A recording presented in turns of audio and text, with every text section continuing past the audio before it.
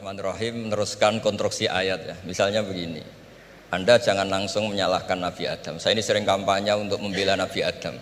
Karena banyak kiai yang cerita Nabi Adam itu salah melulu. Nanti kan kita di surga kan nggak perlu ngajukan kredit, nggak perlu punya istri cantik yang minta ke mall. Karena kelebihannya bidadari itu cantik, nggak minta belanja. Sudah gitu di madu juga nggak protes. Tapi kalau di dunia itu sudah minta belanja, di madu protes. Jadi, tapi kenapa Nabi Adam akhirnya keluar dari surga dan kita menyalahkan hanya demi kepentingan supaya tadi punya istri cantik, tidak minta uang apa? Belanja dan boleh dipoligami mau maksudnya. Di konstruksi ayat itu tidak ditampakkan, tapi semua ahli tafsir tahu. Misalnya fadallahuma bihurur, setan menipu Adam dan Hawa dengan curang. Hurur itu nipu. Jadi kalau ngaji nipu itu mulai dulu itu ya gurunya setan itu. Jadi Nabi Adam itu di surga dengan penuh limpahan anugerah. Buah apa saja ada, makanan apa saja ada, enggak bayar. Tempat mewah leg juga enggak bayar. Kalau Anda di hotel leg sedikit aja bayarnya minta ampun. Akhirnya setan itu pura-pura nangis terseduh-seduh. Akhirnya Nabi Adam menghampiri. Kenapa kamu nangis? Saya ini iba sama kamu, kasihan. Nikmat yang begini nikmat, pada akhirnya Anda ini mati. Karena Anda manusia, pasti mati. Kasihan sudah senikmat ini kemudian Anda mati. Pura-pura nangis, jadi lama ya nangis, acting itu. Akhirnya Nabi Adam tanya, lalu solusinya gimana? Terus setan tinggal numpangi. Hal adulluka ala syajaratil khuldi wa mulkil la yafla. Kamu mau tak kasih vitamin, makan pohon khuldi. Nanti kalau kamu makan itu terus abadi.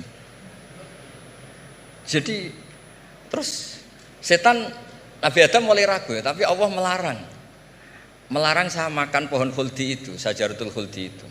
Kamu tidak usah cari tafsirnya, itu anggur, apa ketela, apa duren, itu namanya orang kurang penggawean itu. Itu gak penting. Ketika Allah tidak menjelaskan detail itu berarti detailnya itu tidak penting. Kamu sok penting nyari itu apa itu.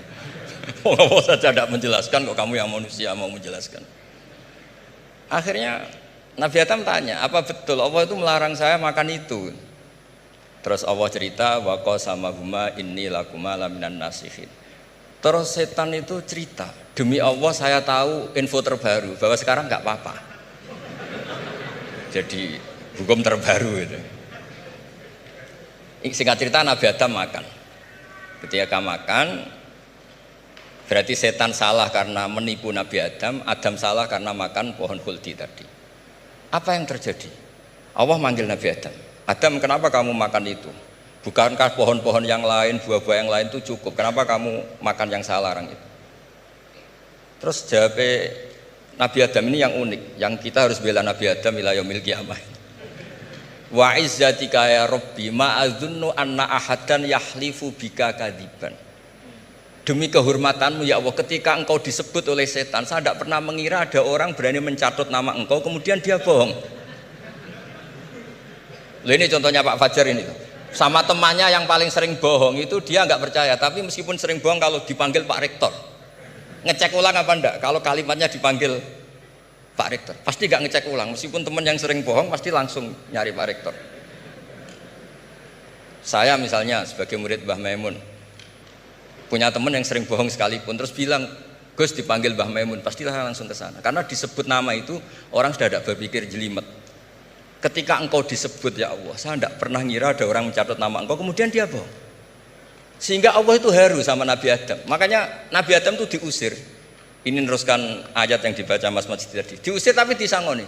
Dam, secara prosedur hukum kamu harus saya usir karena kamu melanggar. Tapi tak sangoni, lucu kan? Tak sangoni. Kamu baca ini ya. jadi unik.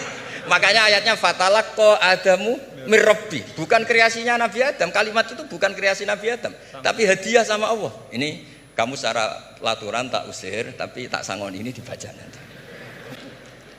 Tapi Nabi Iblis tidak disangoni. Karena memang dia penipu betul. Sudah gitu akting pura-pura nangis, pura-pura ini itu. Jadi benar-benar penipu ulung.